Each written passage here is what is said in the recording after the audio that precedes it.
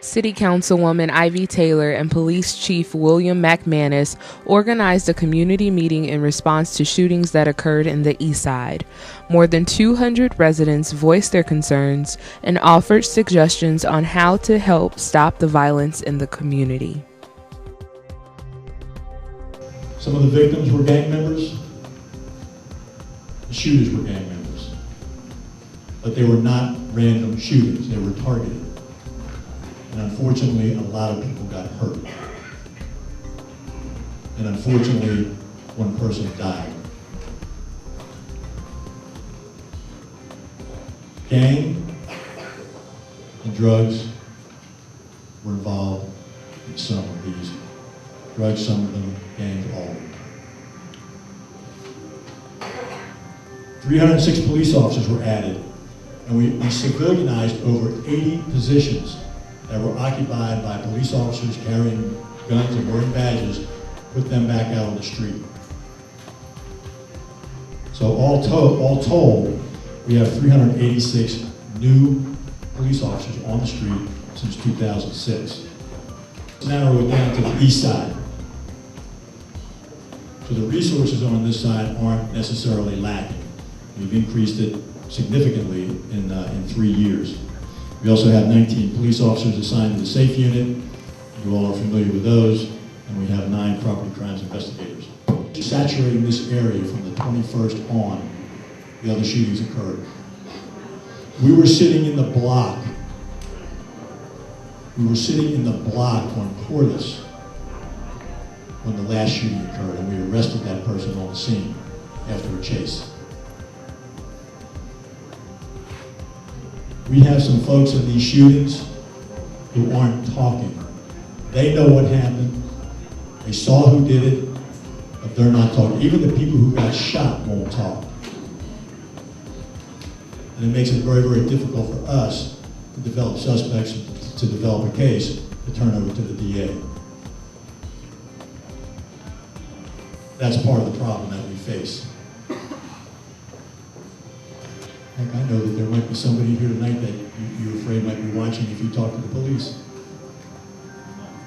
But you can call this number, and you can call any number that these folks over here may give you, these police officers over here may give you, and remain anonymous. You don't have to give your name.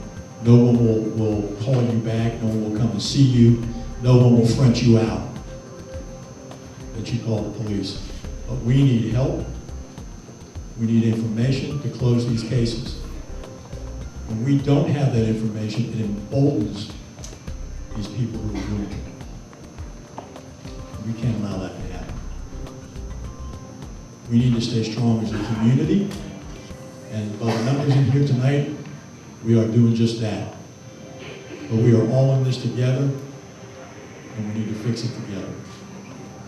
So I thank you very much for your attention.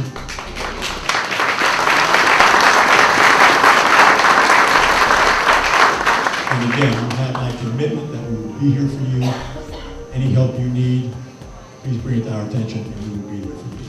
Thank you very much. We're about to transition into the question and comment phase. So if folks are interested in making a comment, I'd ask that you just make your way towards the microphone. But before we start with the questions and comments, I'd just like to reiterate a couple of things. As the chief mentioned, people can anonymously provide information to assist SAP on any criminal activity. And so we really need everyone to step up to the plate. If you see suspicious activity, you can report it anonymously. We really do need that information in order to get folks off the street, the bad guys off the street. But I also want us to think about what all of us can do in order to help the situation. Ms. Daisy Ransom, when I went over and said hello to her, she gave me a stack of letters from students at, did you say W.W. White Elementary School on how to prevent crime. So we've got the kids that, you know, they've got stuff on here, call the cops when I see people doing wrong, need more lighting, phones by the park so anyone can call the police, cameras. There was one I thought was really cute. Oh, tell people to stop drinking and driving. Tell people to stop doing drugs.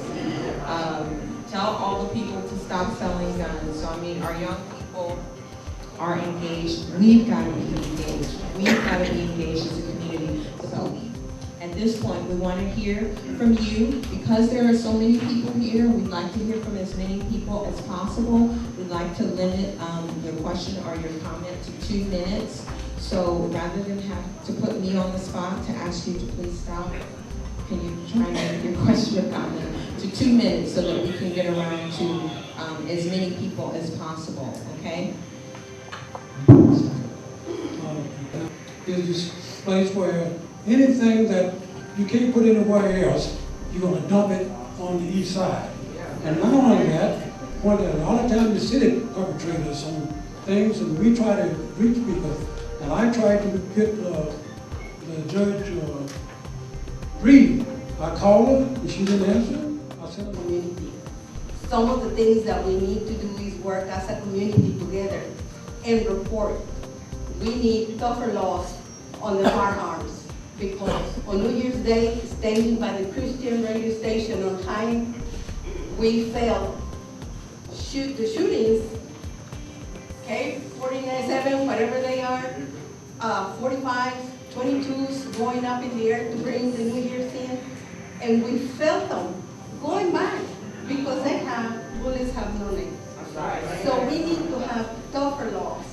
Down to the point where East Houston and Thunder Street meets, and from East Houston Street to Martin Luther King, that's the Jefferson Heights area. We've got good help from city folks, but most of the time we do not get the help.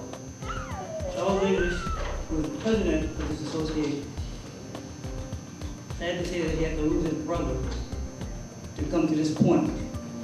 Charles and I have spent relentless hours and days trying to change the image in this particular neighborhood. As I said, we do get help sometimes, but most of the times, that man is shunned. The arrest is not what's going to control this problem. It's what happened once you arrest them. You need to give them some stiff sentences. Now, we had this with the Hill back in the early 80s. And it was controlled. You had the gang injunction. I don't hear the gang injunction anymore. There have been times when I have gone out to the police academy with Rachel O'Donnell to let some of these guys know when they're coming out of that academy what they're going to be facing when they get out here. And when you do that, and you give the right type of punishment, it's going to help. But when you arrest and just take them down there and keep them a week and turn them loose, they right back at us. Have met and talked about starting another gang injunction. So the quick answer to your question is, DA and I have already been discussing it, and we're going to move forward with that. Well, as soon as we can get our data put together, I will promise you as many of these as I can get, because I'm a great believer in the gang injunctions. And I think that they have an effect. And so I know with the chief's cooperation and help, because it's his folks that put together a lot of our data that makes it possible for us to go to court. So with his help, we'll make that happen. The only way to take care of this east side and take it back is we need to walk into a business like what I saw today.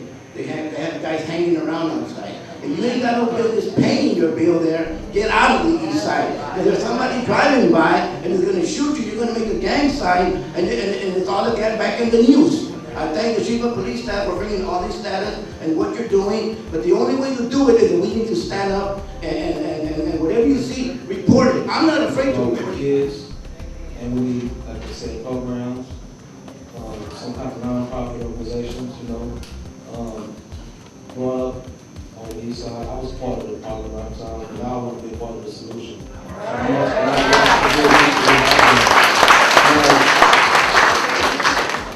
A lot of the problems is that if you look around, there's no young people here.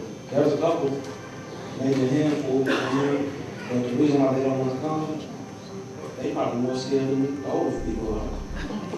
You know what I mean? So, and we got to start start from the root. Because what y'all don't understand with this, y'all can kill the crime right now, but it's gonna pick up again in 3-4 years. You know why? Because somebody got a little brother. It starts at home. When you know that your child is 13 years old and have money that he don't supposed to have, that's the problem. Ms. Green is getting older, she's tired, but she has done a lot for this east side.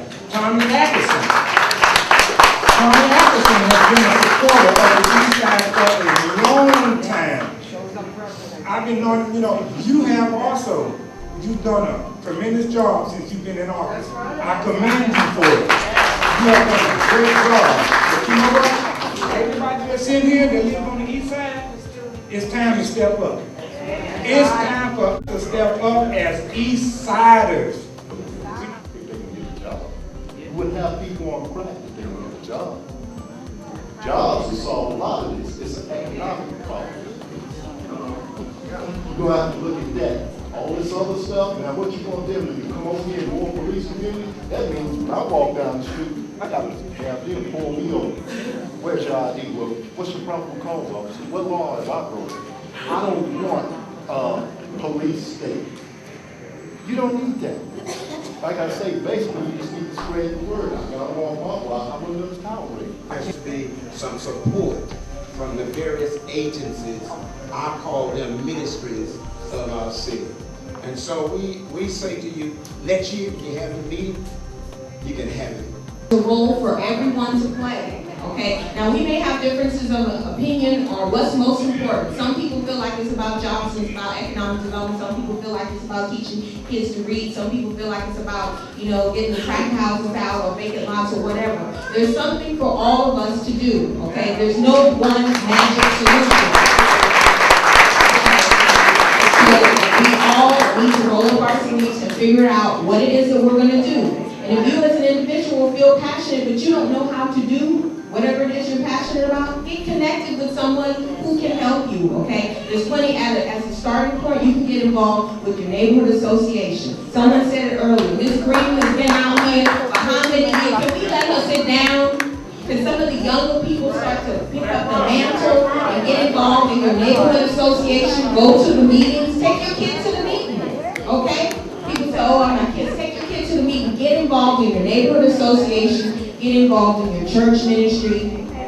Form a new group, your fraternity or sorority. There's so many different avenues where you can get involved and get engaged and make a difference.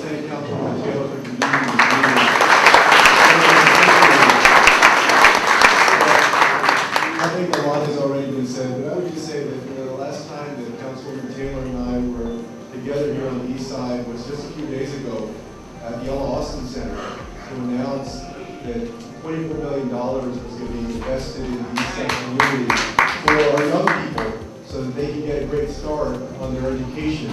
It was a moment of victory because the east side that I've come to know is a beautiful community full of so much promise and future potential for prosperity.